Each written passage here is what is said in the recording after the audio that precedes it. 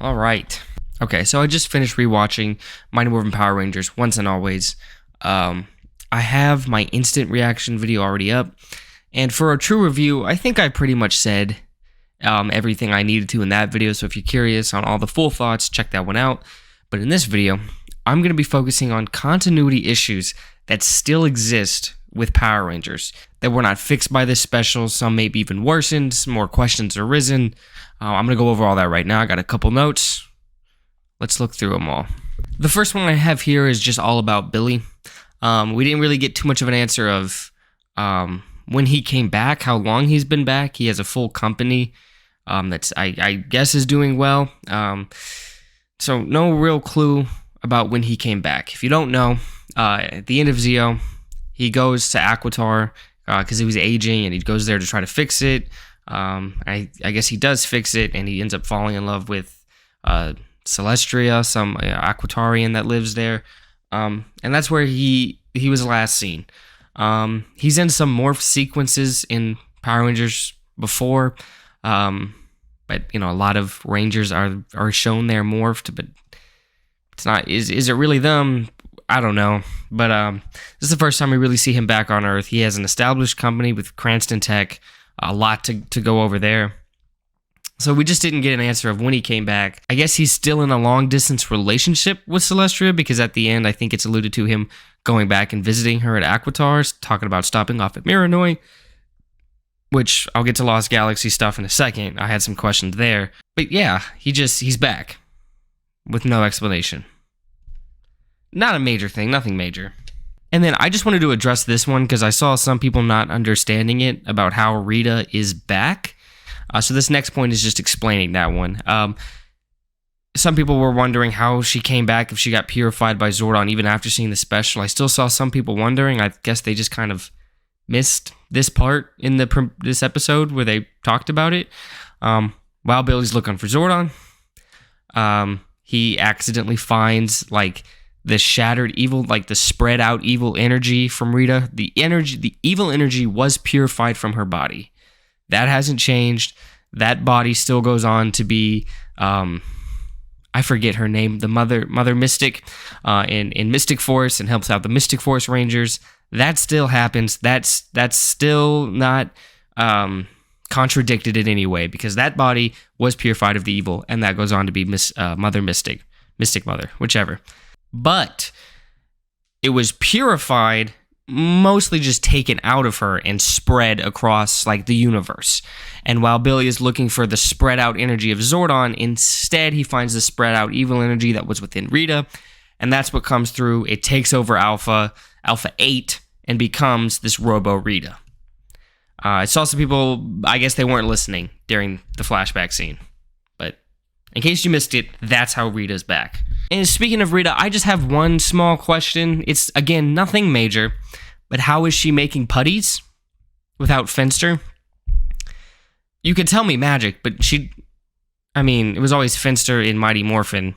Unless I'm forgetting something in Mighty Morphin, he was always the one making the putties with the little clay. So how is she doing it? I'll accept just magic as an answer. It's easier for her to have had Finster doing it. No Finster, she takes it upon herself to make them. I'll take that, but it was never explained. Very minor thing. On to the next point. And this is going to be the last one that involves Rita in any way, and it's how did Min survive the death blast from Rita? It killed Trini, but Min survives it. Not explained why. We see the Morpher glow. Did the Morpher protect her? Why didn't it protect Trini? Was it the Morphin Masters intervening? Again, this one I don't have an answer for. I'm going to try my best to answer some of them if I can. Don't have an answer for that one. This next one is the one that everyone is talking about. Power Rangers SPD takes place in 2025. That's within 2 years.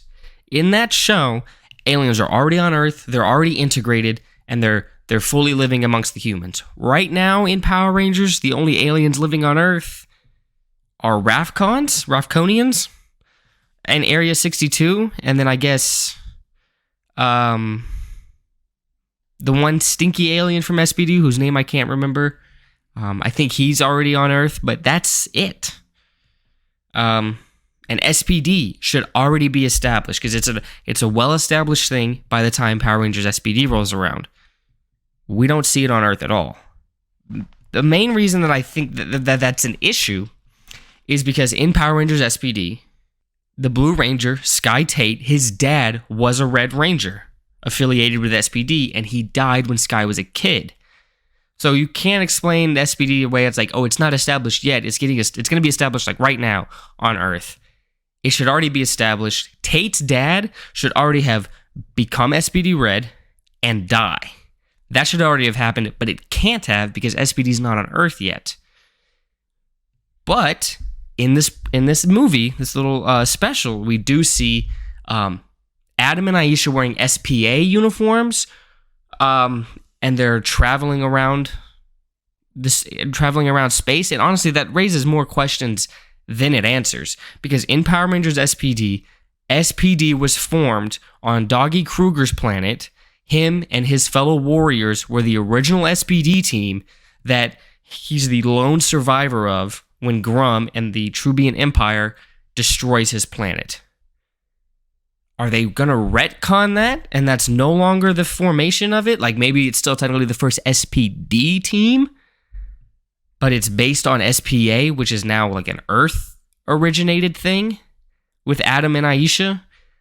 So I don't understand that. And what is SPA?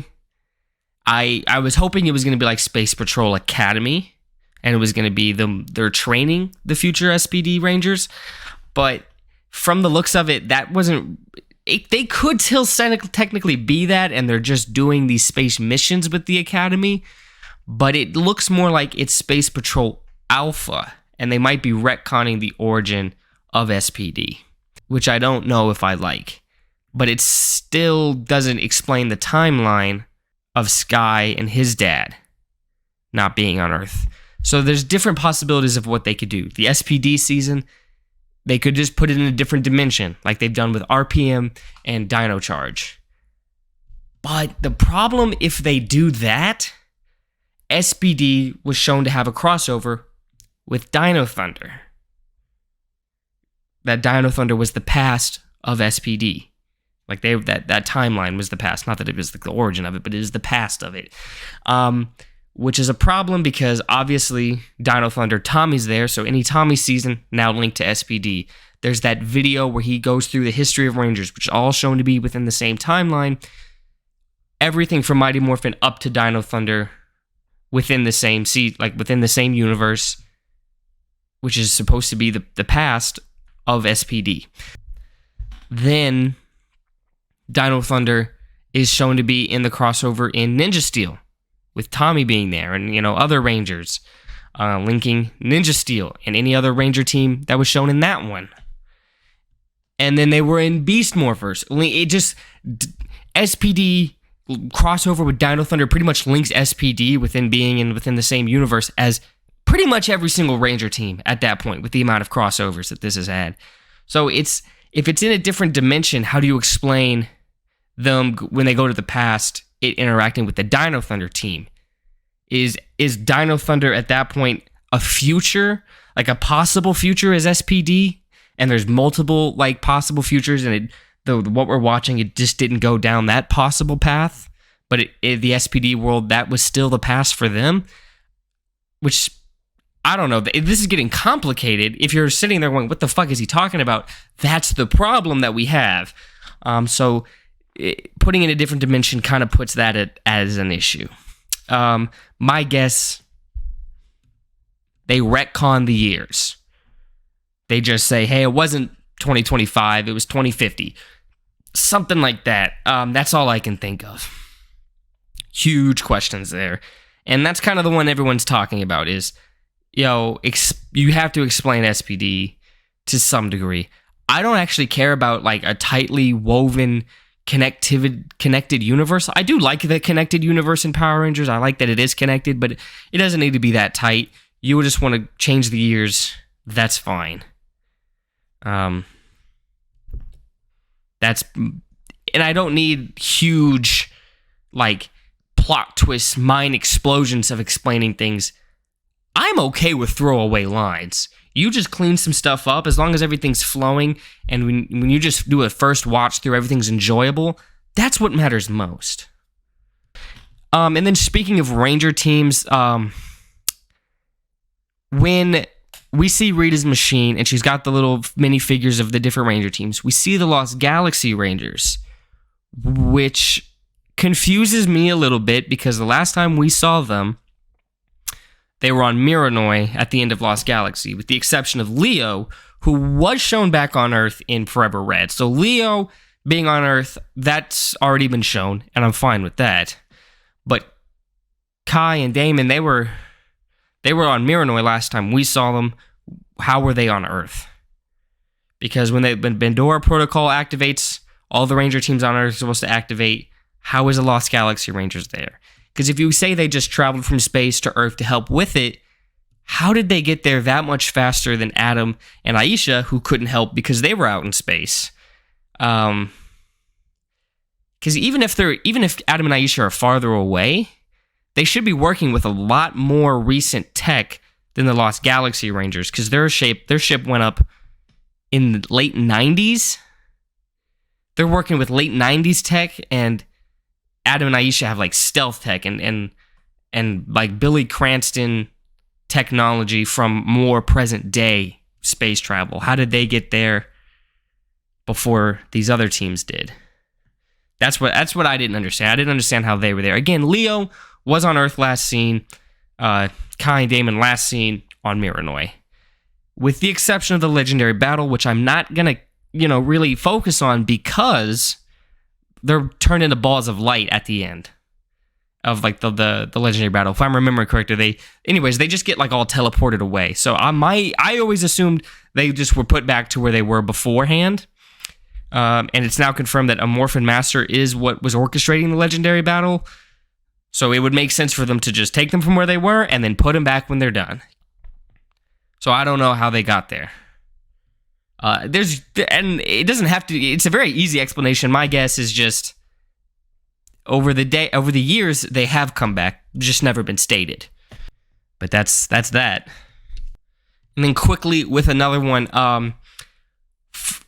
because we see Jason and we see Kim using the Ranger coins and turning into Mighty Morphin Red and Mighty Morphin Pink, and when they're captured, they have to use these proto coins to have Rocky and Kat become red and pink. But my question is, why did Jason and Kimberly have those coins when they handed them off? The true coins, they handed them off during the power transfers from Jason to Rocky and then from Kim to Kat.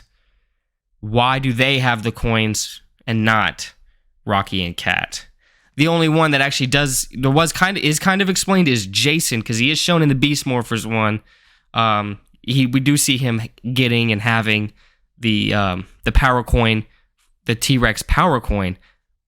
So that only leaves Kat. I don't understand why Kat doesn't have the power coin and Kim does. She just gave it back to her at some point. That could be the explanation. That would work for me, but we'll see. Okay, and then this is the final, this one's not even necessarily continuity issue, but more of a logic issue. In Once and Always, there's a lesson here about men not trying to have her not go on this path of revenge, and destroying the Robo Rita or those monsters that were helping. It doesn't really make sense because Billy says all-out destruction isn't always the best path, but that's what they always did with these monsters. They always just all-out destroyed them. Why is it an issue with men trying to do it when that's all they've ever done? That didn't make sense to me, especially because the resolution is they have to destroy those monsters to free the mini Rangers that got frozen. So it didn't make sense. Min's trying to destroy them. She's told that's wrong. And then immediately it's like, oh, actually, no, we do need to destroy them. Didn't work for me. Again, it's not like she was seeking revenge on another true human. She was seeking revenge on these two monsters that are just straight up evil. It's not like different like mutants or orcs or any type of like, oh, they look like a monster, but you know, we don't actually know if they're truly a monster. We're assuming based on how they look. These ones are straight up created by Robo Rita. They're pure evil. Same thing with Rita, Robo Rita. She's also a robot, not actually a living thing. I guess the spirit of Rita's in her, but it didn't make sense why they were trying to stop men from getting her revenge and trying to have this revenge versus justice angle when all they've done in Power Rangers is just destroy the monster outright. Didn't make sense to me, especially because Billy's telling her not to, but the moment Robo Rita turns her back, Billy's like, dope, she's distracted, and stabs her in the back, literally. So the messaging, it just didn't work. There was a bit of contradiction there with Ranger history and what's shown in this special with the message of don't go out just for full revenge. Which is a good lesson. Like, those work in Power Rangers, but it just didn't work with all the circumstances set up in this one. Didn't make sense for me. Didn't understand it. And that's all I have for, like, any contradictions, continuity issues, logic issues with this premiere. All I'm going to leave with are some questions about going forward in Power Rangers. What is with this huge focus on Billy trying to find Zordon again? Is that going to play a part in Cosmic Fury? Are we going to see Zordon again in Cosmic Fury? Is he going to help with defeating Zed another time? That's my guess, and I'm guessing maybe we see Billy again. And the last question I was going to have was, are we going to see Min again? We just see her become a Power Ranger. I would be shocked if she's shown, developed, created in this special, and then never shown again. My guess is she'll show up in Cosmic Fury. My guess is I don't know what they're doing with Power Rangers after Cosmic Fury. It sounds like they might just be doing a full reboot of the universe, which would hurt me a little bit, honestly. But if that's what they're doing, I would expect a massive send-off with shit ton of different Rangers. We'll see Min. Billy might be back after finding Zordon. We might see Zack again. We might see any Rangers that were willing to come back for this special. They might be willing to come back then. Hopefully we see other Rangers come back if that's what they're going to do. That's my guess. Now let me finish with this. I enjoyed this special. I get that I pointed out different issues and flaws with it. As a Power Rangers fan, loved the special. I've watched it more than once. I'm like tearing up more than once while watching it each time. Great for a fan. Definitely enjoyed it. I want to know what anyone who's watching this thinks. Any issues they saw, any exclamations they have that maybe I missed. But yeah, thank you for watching. Keep gaming.